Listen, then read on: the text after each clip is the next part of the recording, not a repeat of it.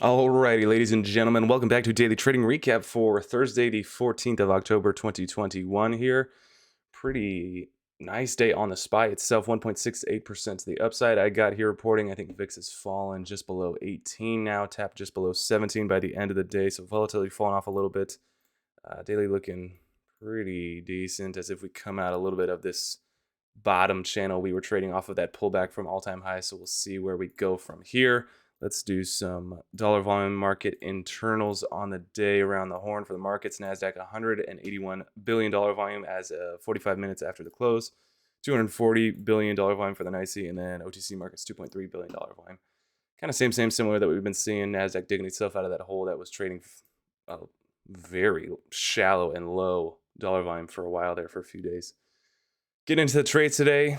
Was a red day, but really no complaints on my part. It was a good day of trading all around, getting into a lot more swinging type of plays. I think they presented themselves a lot more clear to me today. We'll get into those specific ones, but nothing gregarious. I think that's a cool word to use. It sounds right to use in this part.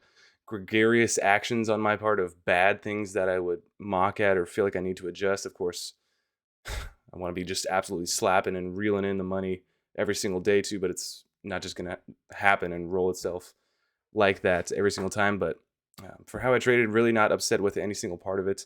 I did well to, like I mentioned from yesterday, I had a lot of third day plays on my watch list coming into today too.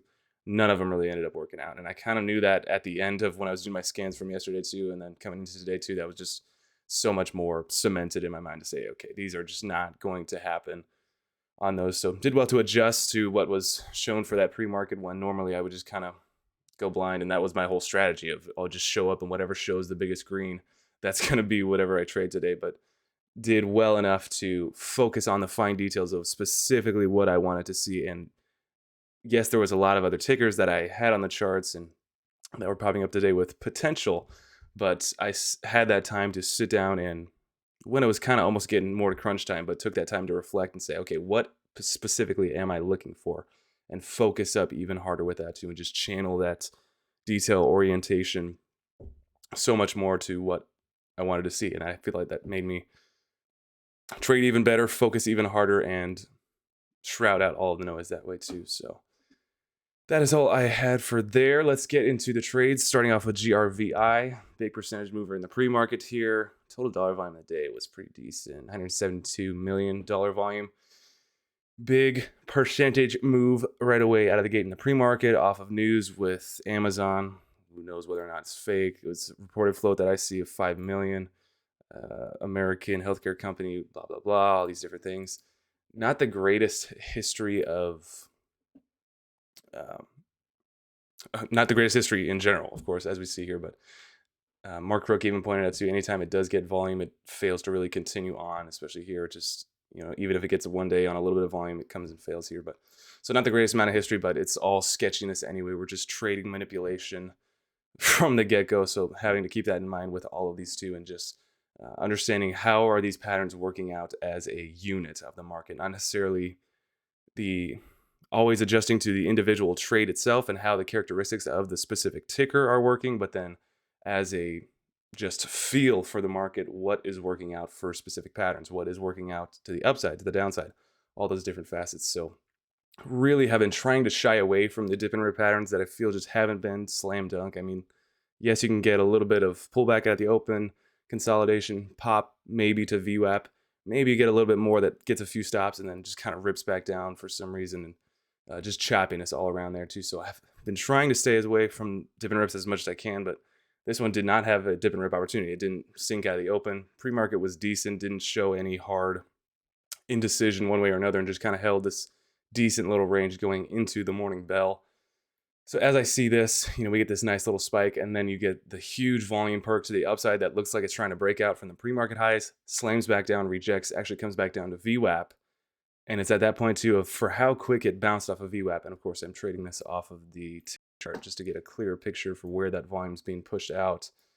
You get that breakout try attempt, hard immediate pullback, which tells you, okay, there's a lot of overhead in this, but for how quickly it bounced back, it intrigued me to say, I would have thought this thing would have started falling off a little further, and that shoulda, coulda, woulda been the death candle for the rest of the day if that really had destroyed out all the longs if that was the final overhead move to come in on top of this and just suffocate that flame that was just going to try to push this thing to the upside. For how quickly it kind of bounced off of VWAP, got me intrigued. And we get this little bit of consolidation that holds that level just after my entry here. Like I mentioned, 60 shares for both of these little trades that I took twice on this one. Tried to play for this, this whole block that ended up actually happening more, that just evaded my stops. Too close, too eager of stops, I should say, or just not wide enough of stops. As you can see, we're putting higher lows with each of these times. It's if you're basing your trade, which again, I shoulda, coulda, woulda done off of that point, then I still would have been in this. I would have been talking about an awesome winning trade on today. But in my mind too, for how far, just for how sketchy these ones are, I'm always trying to protect myself before that quick and immediate move comes, because that slippage is just so huge and wearing on the system, when normally if I'm trying to take a trade right at that low and just risk that low, it doesn't become, oh, okay, I'm just risking a precise price level. Now you got to factor into, okay, how much slippage am I willing to take in for this trade too? And I know for certain that it's almost impossible to try to put a stop in, because you have to put a stop in to protect yourself for how fast it's moving if you want to get that limit order off in, or any amount of order off in, if it's going to be a market order at that point too. But the specific price levels I'm going to have to keep myself in. And I think to really overcome all of that, it's just got to be preparing yourself to be out or try and predict the end of the trade before that quick and hard move, like this specific move here, like this move here, this move here, this move here, all of these rejection moves that speed up the tape super hard to just pull the rug away from you, being in before those. And of course, just like trading to the upside, it's a part of the trade, right? You got to be in it before it actually happens, because you got to be selling into that, or the vice versa if you're going short, right, to that rug pull. So just looking for that consolidation, like I was mentioning, to the long side, of looking for that rip of shorts who are just trying to easily bag in, take an easy trade off of what should be a very easy indicator of a hard rejection with big volume at a new high of day attempt to play to the downside if this thing cracked VWAP. Oh, this is just an easy trade here. Just ride this thing down to as it bleeds out all the longs for the rest of the day. Easy trade. Super low floater, just get you company. But these are what we like to see, especially right in the morning session. This hot and volatile opportunities, want to see that consolidation, just continual pressing and pressing up. With both of these trades, right, like I mentioned, I don't necessarily think I regret where I had my stops at for just what the trades were themselves, especially where my entries were. Of course, if I had a perfect bottom tick right at VWAP as it was perking here, I maybe would have been a little bit more open or free to, okay, let's go ahead and risk this little bottom here if that has any amount of action whatsoever. Obviously, for where it bounced so quickly off of there, some amount of point of support came specifically from there, so it may have some influence in the type of price if it wants to end up coming back further down to that price point again after I enter. But just so many different factors along with it too. And intratrade, that's what I was willing to do, and protecting myself from the downside, I don't think I'm ever going to regret. But like in hindsight too, if this keeps happening more and more with these types of tickers, then of course I gotta do something different. I gotta open myself up more. And it was just pretty much two of the exact same things of, okay, we're holding nicely, we're consolidating a little bit, we're putting in more volume, more time duration, drawing it out, not dying off, which is it's stressful to shorts to not be just completely dying off immediately after your entry. You want to see this thing just completely, especially with this type of move that happened here and the volume that went off there. You want to see that thing just going immediately. And that's exactly what I wanted to happen too out of the short I was in, NRXP, that I'll go into next. But when that doesn't happen and just continues to keep bleeding and over again, that emotion begins to build. And it's not like it all just comes at once, but the culmination of it continually pressing all together just becomes so incredibly overwhelming almost, that's when you get the emotional sell and get you in that emotional mindset in order to push the buttons. So kind of got played like a fiddle with my long entries here. Yeah, if I was more degenerate, I could have held all the way through and it still would have had the 60 shares, and I would have been scaling out for a new high of day, probably at this 8 point, holding maybe a little bit more and then selling more into 9 as it tapped there. But it's just learning lessons all the way through. This ended up being just a little loser, showing it here, $15 in total that I lost on that ticker today too. In no way, shape, or form catastrophic. This ended up being kind of the whole day for P&L, besides all the swings and all the other trades I was doing and looking at. And it should have been profitable, right? It's the opportunity is there, and I will never, especially never, be hard on myself when the opportunity is there too. And now I know it's just okay. The execution was wrong, so now I got to adjust how I manage that risk tolerance. Where am I going to put my stops at? How am I going to feel if this thing just absolutely falls off the planet, then comes back above immediately in that time frame? So many different scenarios to go through, and I think the experience building of going through these, not necessarily going through the motions that I use this phrase, but going through the process of doing this over and over and over again, I think that builds so much more experience, and I certainly feel that way more and more with these types of stickers. I think that was kind of my intention with this one, because I didn't have a hard set plan from pre-market on this one to say, okay, I'm looking for a dip and rip, or I'm looking for it to go to the upside out of market open, reject hard, and then get an entry off of there too. That's not what I was looking for. Just kind of adjusting on the fly too, which can get a little dangerous for me at times if I'm too willy-nilly, or if I don't have an actual intuition or hard factual based trade on it. But I think how the chart played out was certainly proven right today, that the feeling was there that yes, it may have this amount of overhead. Yes, it's doing all these different things, but the fact that, hey, it's holding still above VWAP, it's not just completely pulling off. If it immediately just fell off right after my entry, then okay, I got to learn my lesson from there too. That one's on me. But the intuition of whatever the feeling was, or just whatever I saw that's potentially not even able to be expressed in words from the brain, that just comes through seeing these over and over again, and that experience factor that I talk about, getting more and more and more of that gut feeling. I think that's certainly what I want to develop and try and harness more and more, and be able to express in words and understand what's going on behind the scenes on these. So yeah, chop suey, got myself out. Again, another indicator for me too, very high borrow fees on this one for a 5 million floater. You kind of expect that, but the fact that, it's not necessarily that there weren't any even borrow fees to short, which then would let me know, okay, there's somebody holding a lot of float on this one to go to the short side, or reserve shares to go to the short side. But just another good indicator for funsies checking the borrow fees through Trade Zero for me. It's funny that I pulled this up again in the afternoon at the perfect time that this dump happened. It was like, oh, okay, this is holding pretty well. And then I was like, oh, yep, not holding well at all. So that was just funny to be a part of.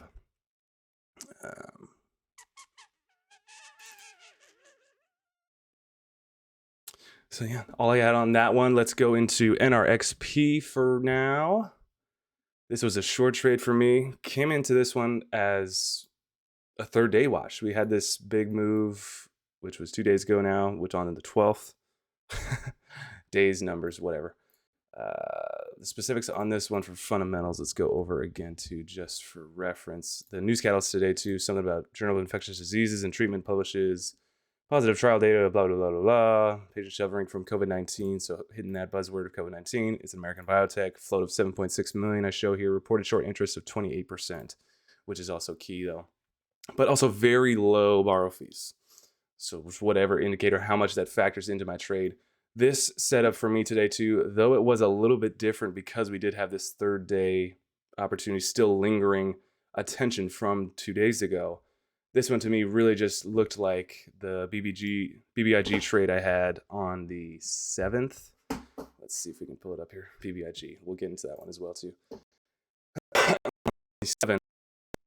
This type of pattern was really what I was thinking was going to happen today on NRXP, for just how it was feeling. Again, that intuition or just gut feeling. BBIG, that it gets a spike here. This was before it really had anything. It was still just kind of in this downtrend. You can tell a lot amount of overhead from that spike it did have, and just news pump to the upside, comes down to VWAP, rejects, fails to really sustain it, and then gets to market hours, just continues to grind down.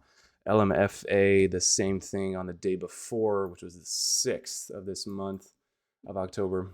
Pre-market spike, kind of fondles around with VWAP, tries again to get a new high a day, rejects hard under VWAP, and then into market hours just continues to tank and tank and tank, and really doesn't even ever come close to tapping VWAP again, just rejects at that attempt, and slow bleeding and hard grind down for that pre-market spike too. So that was the thesis. The trade thesis going on this one today for NRXP. Again, factoring in that it is a little bit different. We are dealing with there's still attention from the third day surge possibility, the movement from 2 days ago.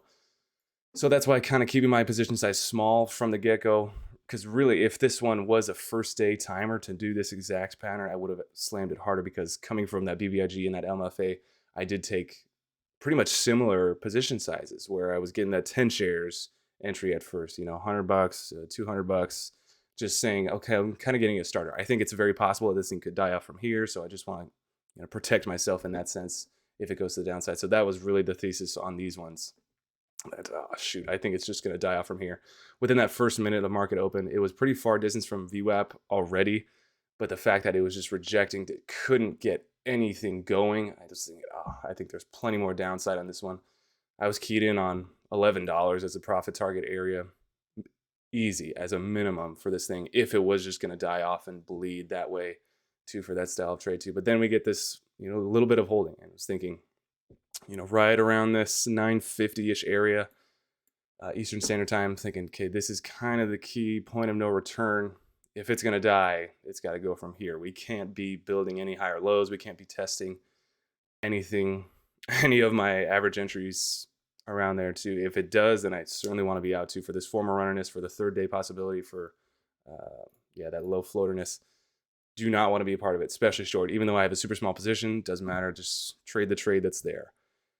So then got perfectly top ticked out at 11.9 on this, what ended up being this fake out candle as it's building with volume. And I'm thinking, after my exit, after my cover, are you freaking kidding me? How do I manage to do this time and time again, where it just becomes that panic emotional sellout? How do they know perfectly that 11.9 was kind of my area? I think my average entry, like it says there, was 11.93. And I was thinking, okay, just 11.9. If it comes to tap there, then I'll just cut it. And how do they know?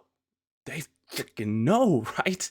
So then those 2 minutes go by, and then we get this huge slam with upside, with volume that blows through 11.9, blows through VWAP, goes all the way to 12.5, and then I go, okay, sweet.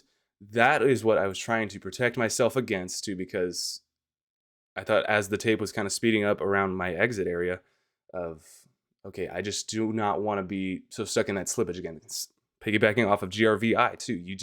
That slippage is such a heartbreaker for having to, when you set your risk area and okay, it's sweet, this is going to be my profit target area, this is going to be my potential loss if I risk this, blah, blah, blah, all these different things.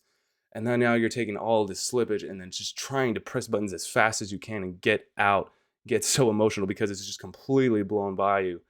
That is what I want to protect myself against too, and be smarter than trade too. And I know that's going to come at the cost of, hey, maybe this thing did potentially end up rolling over again for some random crazy reason, and did test this low a day and create a new low a day, and then just start bleeding out exactly how I thought it was going to.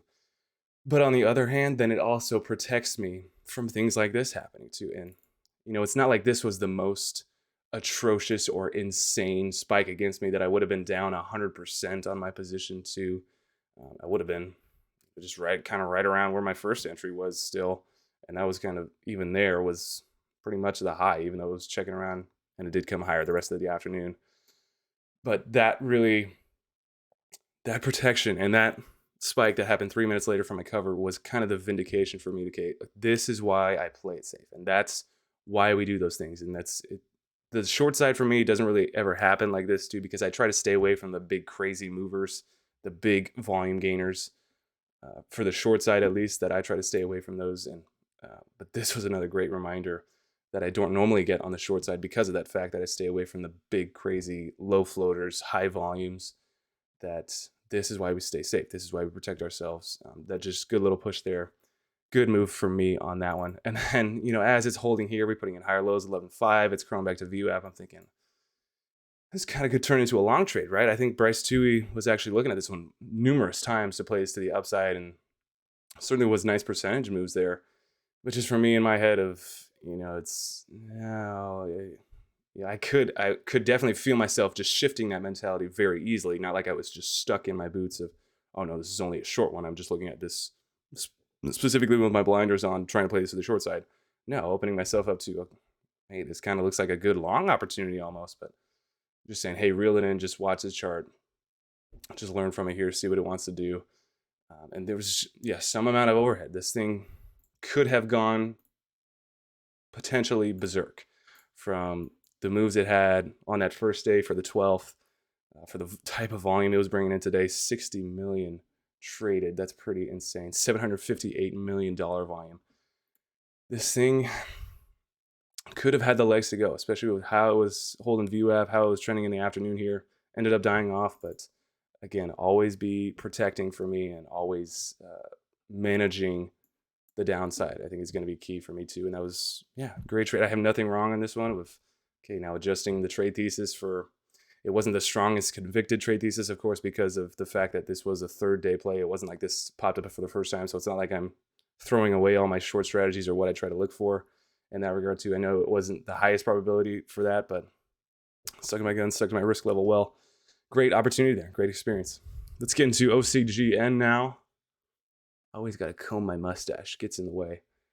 Great little swing trade here, opportunity. Came into the market watching this one off of this kind of intradaily opportunity breakout point we're seeing. We had this huge after hours. This was Monday after hours, faded Tuesday pre-market, still holding levels, testing that pre-market level again. Little rest day Wednesday, and coming into today too. Pre-market doesn't look so hot. It was the same thing with any. Any wasn't looking so hot too. I'll get into that one next. But then we start spiking, putting in some nice little volume. I'm going, okay, I don't want to chase here. Knew I wasn't going to take a big position size on this one anyway. It was going to be, I knew I wanted to draw this one out. I think there's more days on this one left for the trade to work out, which is also good for me as well too, because sometimes I can get so locked into just that intraday mindset that it's, I only trade intraday. Like I've got to close myself out by the end of the day, which is so false. And this one and and I think NAKD as well too, opening me up to more swing ideas. Not like I'm going YOLO or just going crazy with these swings, but keeping that position size really, really low and just testing out these theories and trading what is there. So kind of a third day situation play here, breakout level. We got this $10 whole dollar level looming as well. That was obviously far off from where I was looking at the time, but certainly knew that that key area can be a magnet. So got an entry, knew I didn't want to chase, and saw we were having this little bit of fighting here. We got to pull back off of that great spike with volume, consolidating again, a little bit of wedge, and I see we kind of break to the upside. Okay, sweet. I'm going to take my entry there. 10 shares filled there. Immediate spike pretty much right after that, and I sell 4 shares after that. I think I sold on a little bit of half, I think, for that first exit. Pulls back a little bit more, and then I think what an awesome, even more so than my entry right there. Of course, you can say I got a better fill, but the great entry here was just this little wedge area that we have right around VWAP, and then that break to the upside, if you want to call it that. If you want to call this a wedge, I mean. But then you get that hard snap to the upside with volume. What an entry point this is. So at least just for let's do that.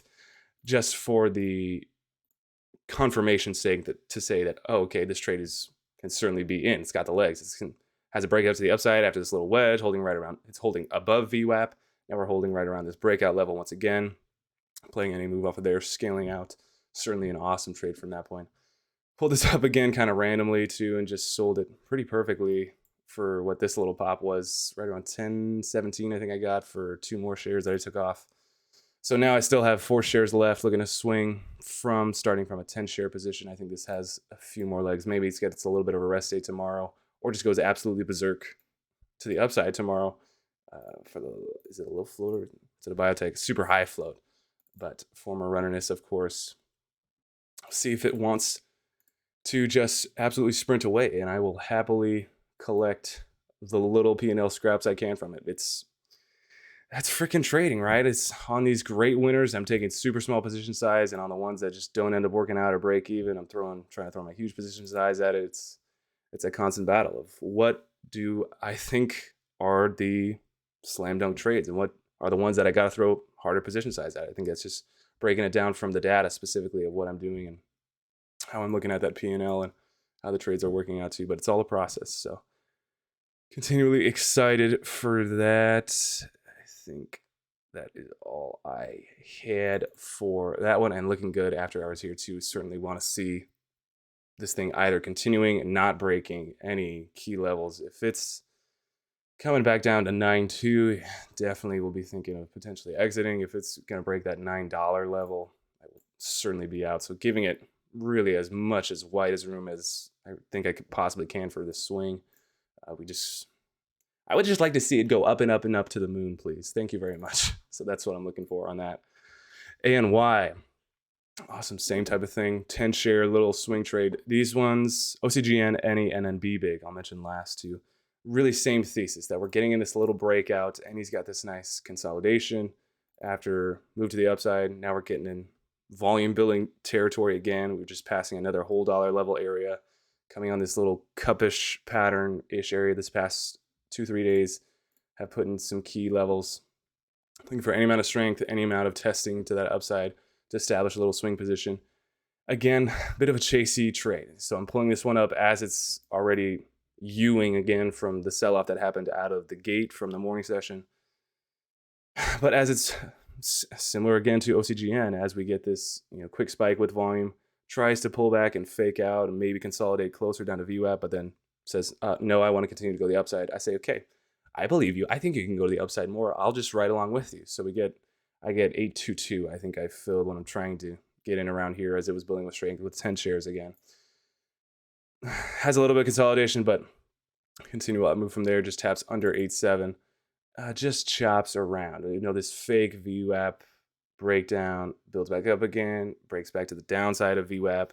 Tough little afternoon session here, and then as it's coming down to perfectly have this little double bottom, it's right around there, and I'm thinking, okay, shoot, this is a 10, even though it's a 10-share position, close to being down like $5 on this one.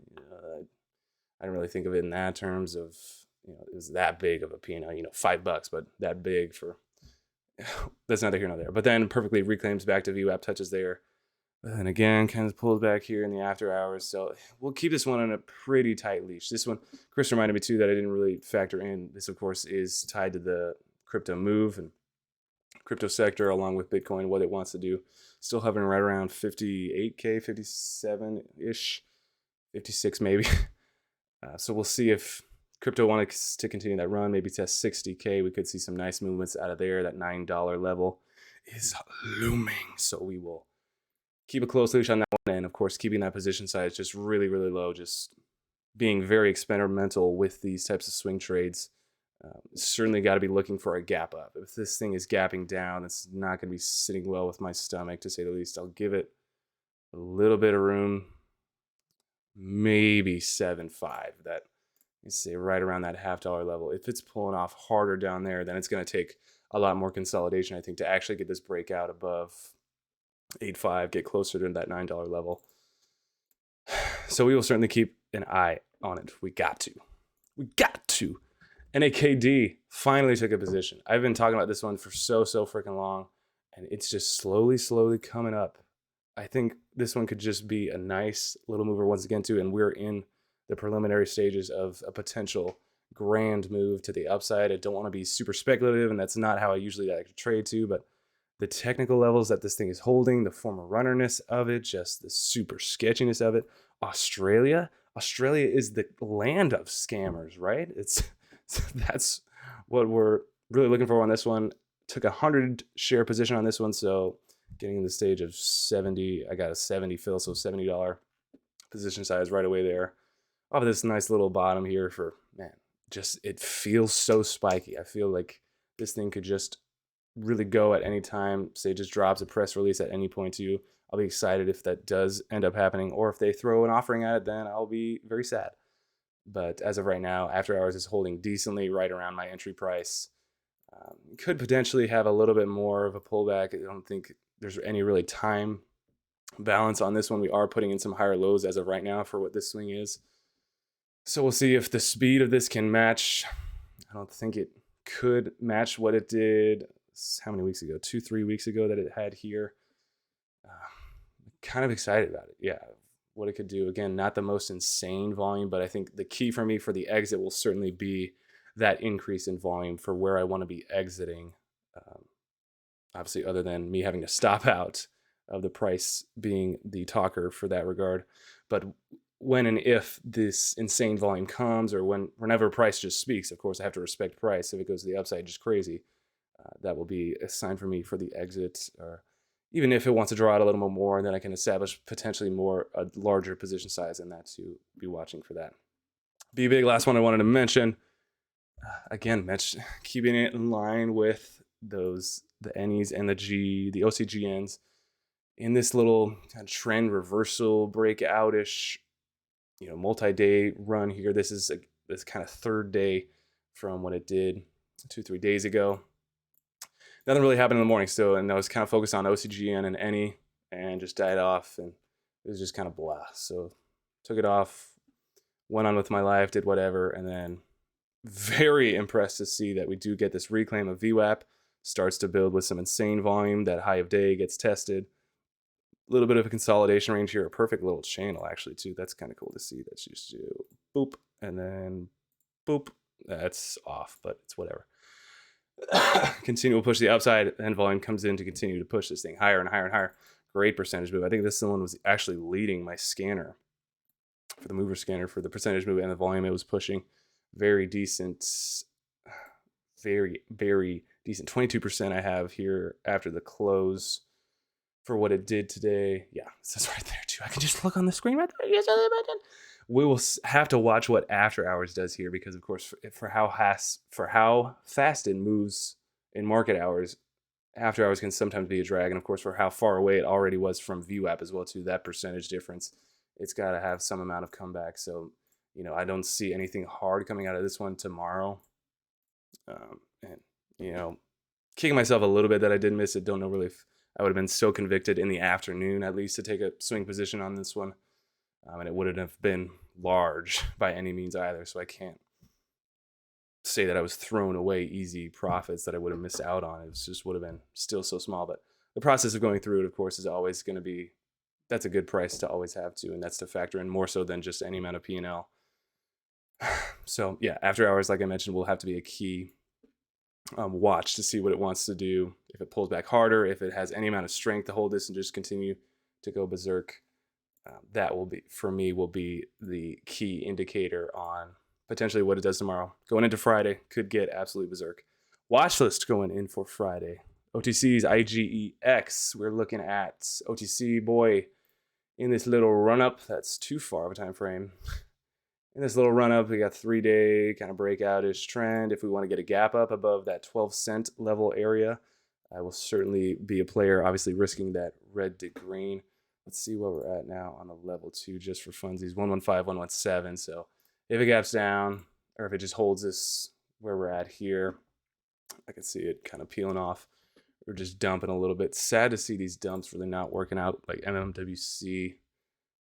Just not even a real panic dip buy opportunity, if you want to call it that. If you were reading it so hard, trading it from this little perk here, but just not any good panic dip buys a lady for that. But watching IGEX potentially for that gap up, using that red to green line as key. PALT and PROG as well. These things are just kind of lingering around. Looking at this daily, easy to spot little wedge here for what it's doing. This thing is just continuing. We're getting a little bit of higher lows, continuing to be put in. If any amount of volume comes in, I could see this thing just absolutely going berserk. 20 million floater. Once again, if it comes out with a news catalyst, oh, it's over.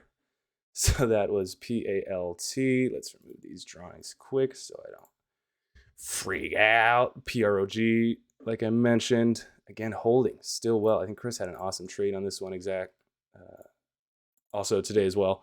Looking for the kind of reversal.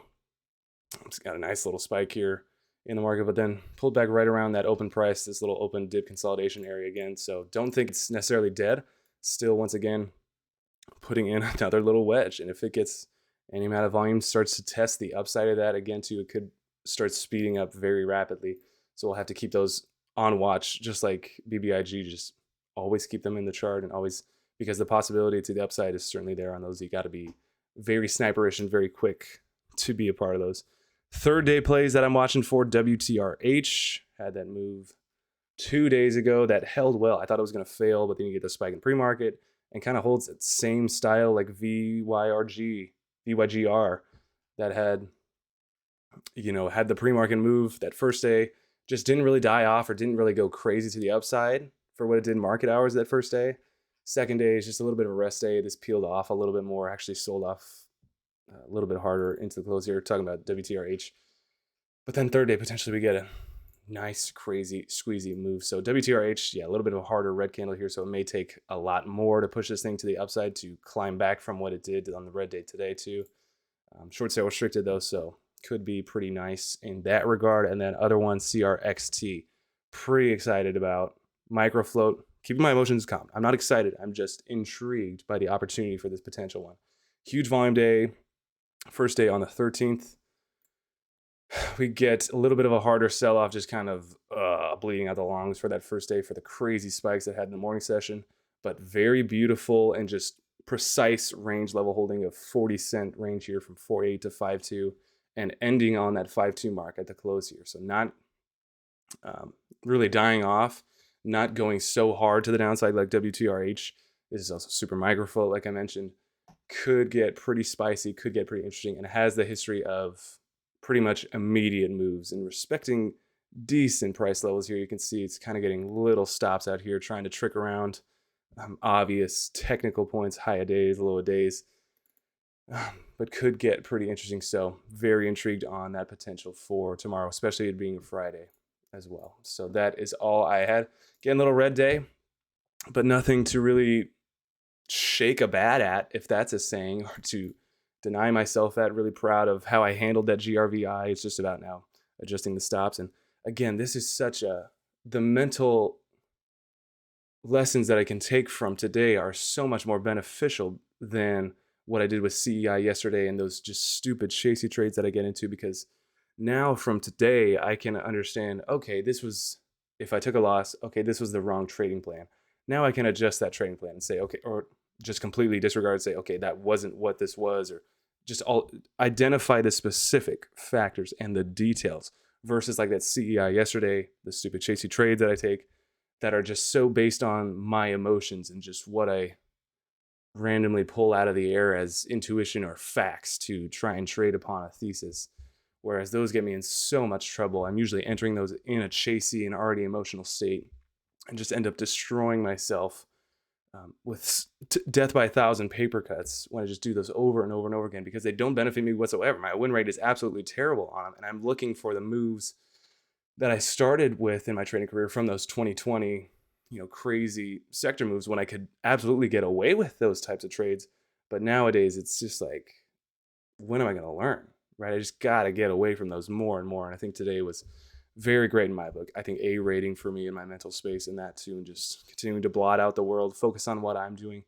At the end of the day, learning from and seeing what everybody else is doing, all the other millionaire chatters in the chat and the editors, and what they're doing, what they're seeing, what times they're putting out their different stuff. But then at the end of the day, ultimately realizing once again, enforcing, hey, this is your trading. You're the one pushing the buttons. Nobody else is going to do it for you. This is all got to come from you. And nothing's going to matter if it doesn't come from you. You can go along with and follow every single other trader's plans and pull out a nice profit, but that's not going to continue to happen if it never becomes you. And it's never going to feel, I guess, real in a sense if it doesn't come from you and you identifying the patterns that are there and you pulling your own data for what you want to see for that too. Not just going so biased on it, not becoming oblivious to the outside world, but you being the one to do your due diligence and establish the data there, and having it come from you is going to be so much more better.